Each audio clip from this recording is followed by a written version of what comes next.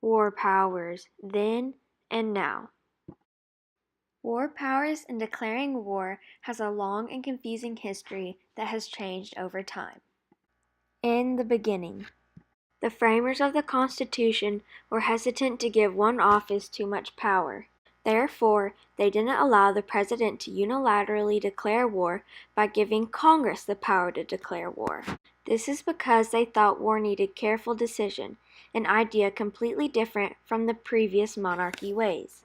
Abraham Lincoln's thoughts on this were: kings had always been involving and impoverishing their people in wars, pretending generally, if not always, that the good of the people was the object. This our constitutional convention understood to be the most oppressive of all kingly oppressions, and they resolved to so frame the Constitution that no one man should hold the power of bringing this oppression upon us. This is why Article 1, Section 8, Clause 11 gives Congress power to declare war, and Article 2, Section 2 says that the President is Commander-in-Chief of the Armed Forces. By sharing the ability to make war, the legislative and executive branch check and balance each other.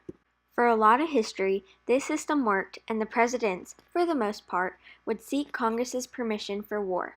However, as time went on, more and more presidents used their commander-in-chief position to deploy armed forces without having permission from Congress. Harry Truman deployed troops in the Korean War. Presidents Kennedy, Johnson, and Nixon were presidents during the undeclared Vietnam War, and the tip of the iceberg was during Richard Nixon's presidency and his involvement in the Vietnam War. So, in 1973, Congress had had enough.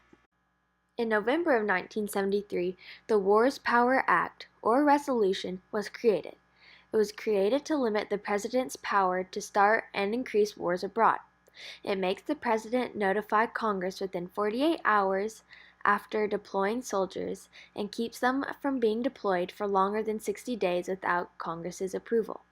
This helps avoid another long war such as the Vietnam War and allows Congress to reclaim its authority over declaring war. Many presidents protested this and have failed to obey the rules. The earliest was Richard Nixon. In fact, he vetoed the War Powers Act because he claimed it was unconstitutional and dangerous to his commander-in-chief role, but Congress disagreed and overrode it. Since then, almost every president has either disobeyed the act or deemed it as unconstitutional. President Ronald Reagan deployed soldiers in El Salvador in 1981 without congressional approval. In 1999, Bill Clinton continued his bombing campaign in Kosovo past the time allowed by Congress, and more recently, in 2011, President Barack Obama started military actions in Libya without consent from Congress. In fact, Congress has only officially declared war 11 times since the beginning of World War II.